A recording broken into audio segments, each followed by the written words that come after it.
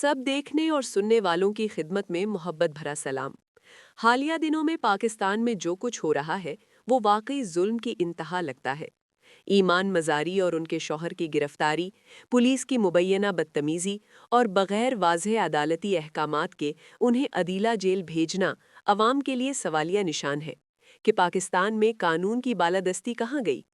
ये हालात इतने खौफनाक हो चुके हैं कि लोग ये महसूस करते हैं कि फ़ौज के खिलाफ बयान देना या पंगा लेना अपनी मौत को दावत देने के मुतरादिफ है। अदालत ने पुरानी एफआईआर निकाल कर कार्रवाई की और लोगों को गिरफ्तार करके जेल भेजा गया। ये सब कुछ इस बात की दलील है कि पाकिस्तान में कोई कानून नहीं और ताकतवर इदारे अपनी मर्जी के फैसले कर रहे हैं। पाकिस्तान में फ़ौज का काम हमेशा सरहदों की डिफेंस करना और मुल्क की हिफाजत करना होता है, न कि सियासी मामलात में दखलंदाजी करना।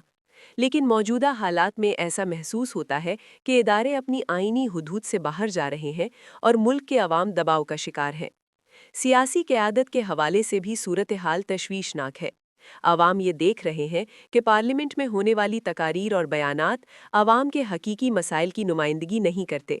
हर सियासी पार्टी, हर लीडर अपने मौक़िफ़ से बयान दे रहा है, एहसन इकबाल, फजलुर रहमान या दीगर पार्लियामेंटेरियन, लेकिन आम शहरी के मसाइल जैसे महंगाई और इंसाफ की कमी जूं के तूं रहते हैं। ये सूरत हाल अवामी नुमाइंदगी के तसव्वुर को कमज़ोर कर देती है। बैनुल अक़वामी सतह पर भी ताकत की सियासत वाज़ेह है। गज़ा में होने वाले हालात हों या यूक्रेन का बहरान, अक़वाम मुत्तहिदा जैसे इदारे अपनी जिम्मेदारी अदा नहीं कर पा रहे। बड़ी ताकतें अपने मफादात के तहत फैसले कर रही हैं और इंसानी हुकूक अक्सर नज़रअंदाज हो रहे हैं।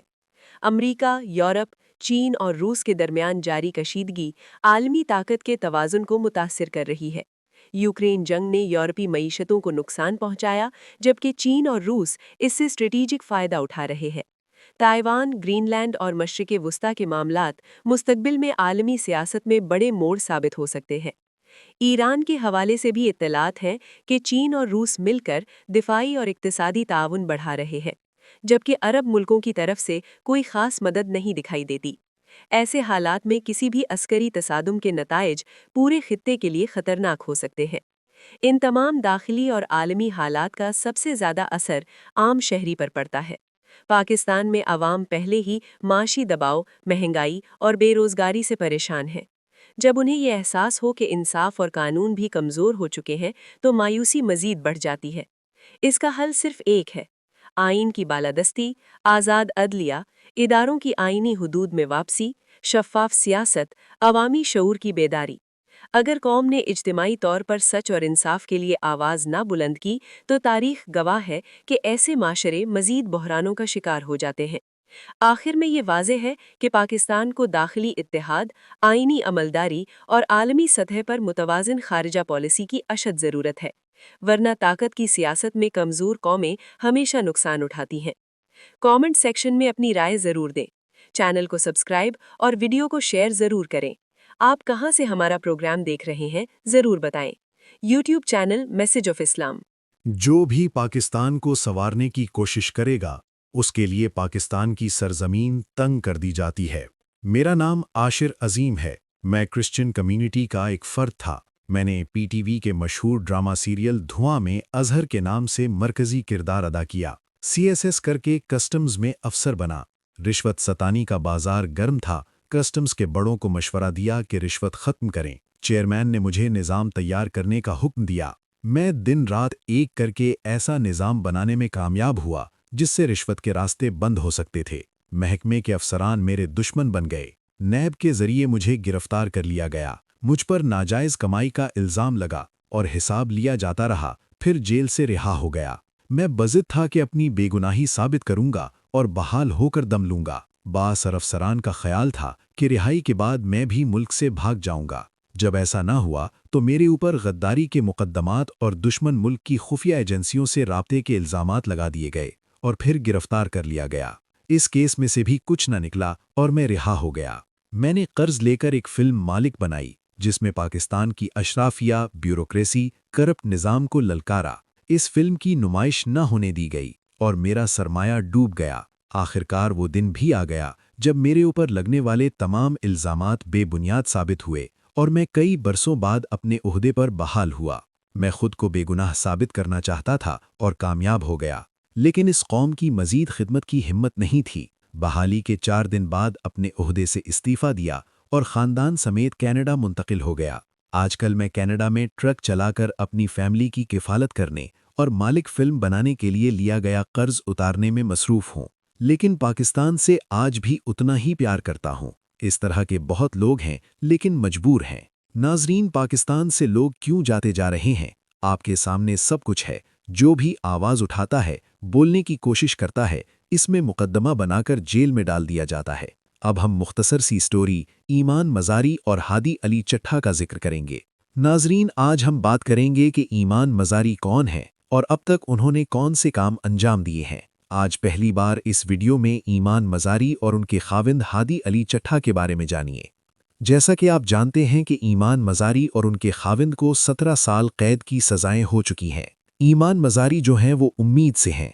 ये कौन हैं, कहाँ पैदा हुईं, कहाँ से तालीम हासिल की, किसके लिए कब कब और क्या और कैसे उन्होंने इंसानियत के लिए अलम बुलंद किया, जिसके नतीजे में आज मियाँ बीवी दोनों कैदोबंद की सुहबतें बर्दाश्त कर रहे हैं। तो आइए इसका आगाज़ करते हैं।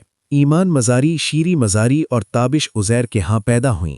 वो बलोच नस्ल से ताल्लुक़ रखती हैं। ईमान मज़ारी ये एडिनबरा यूनिवर्सिटी से ग्रेजुएशन की डिग्री हासिल की, जहां उन्होंने तालीम हासिल करते हुए अपनी कानूनी करियर का आगाज़ किया।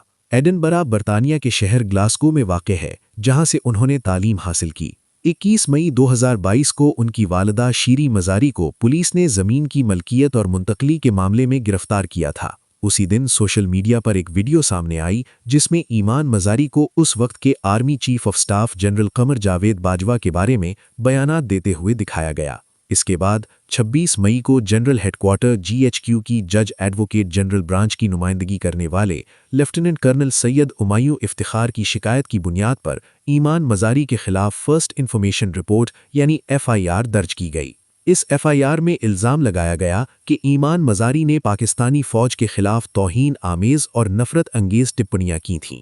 इसके बाद इस्लामाबाद हाई कोर्ट ने ईमान मज़ारी को क़ब्ल गिरफ्तारी ज़मानत दे दी। 20 अगस्त 2023 को उन्हें 18 अगस्त को इस्लामाबाद में पश्तून तहफ़्फ़ुज़ तहरीक PTM के हुकूक ग्रुप के ज़ेरे एहतमाम एक रैली के बाद गिरफ्तार किया गया। सोशल मीडिया पर गर्दिश करने वाली वीडियोज़ में उन्हें एक तकरीर करते हुए दिखाया गया, जहां उन्होंने मुतय्यना अगवा के मामलात पर फ़ौज को शदीद तनकीद का निशाना बनाया। याद रहे कि ईमान मज़ारी हमेशा से लापता अफराद के हवाले से आवाज़ उठाती रही हैं, जिनका ताल्लुक़ बलूचिस्तान से था। वो खुद भी बलोच नस्ल से ताल्लुक़ रखती हैं। उन्होंने हमेशा उनका साथ दिया और उनके लिए आवाज़ बुलंद की। ताहम 28 अगस्त को ज़मानत पर रिहाई के फ़ौरन बाद उन्हें दहशतगर्दी के इल्ज़ामात से मुताल्लिक़ एक नए केस के सिलसिले में अडियाला जेल के बाहर से दोबारा गिरफ्तार कर लिया गया। 2 सितंबर को इस्लामाबाद की एंटी टेररिज्म कोर्ट ATC ने इस मुकदमे में ईमान मज़ारी की ज़मानत मंजूर कर ली। दिसंबर 2023 में ईमान मज़ारी ने इंसानी हुकूक के वकील अब्दुल हादी चट्ठा से शादी की। ईमान मज़ारी को इंसानी हुकूक के लिए जद्दोजहद करने पर यंग इंस्पिरेशन अवार्ड से भी नवाजा गया। ताज़ा तरीन इत्तलात के मुताबिक इस्लामाबाद की एक मकामी अदालत ने ईमान मज़ारी और उनके शौहर हादी अली चट्ठा को मुतनाज़िया सोशल मीडिया पोस्ट्स और ट्वीट्स से मुताल्लिक़ एक केस में मजमूई तौर पर 17 साल कैद की सज़ा सुनाई है। ये सज़ाएं पाकिस्तान के काले कानून पीका के तहत सुनाई गई हैं। ईमान मज़ारी न सिर्फ उम्मीद से हैं, शादीशुदा हैं, बल्कि वो एक गैर कानूनी केस और झूठी FIR के तहत 17 साल कैद की सज़ा के साथ अपने खाविंद के हमराह जेल की सलाखों के पीछे चली गई हैं।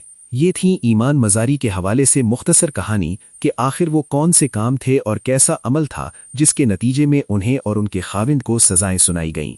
अपना ख्याल रखिएगा, अपना फीडबैक दीजिएगा। तो अगली वॉइस ओवर स्टोरी में आपसे दोबारा मुलाकात होगी। आप देख रहे हैं YouTube channel message of Islam.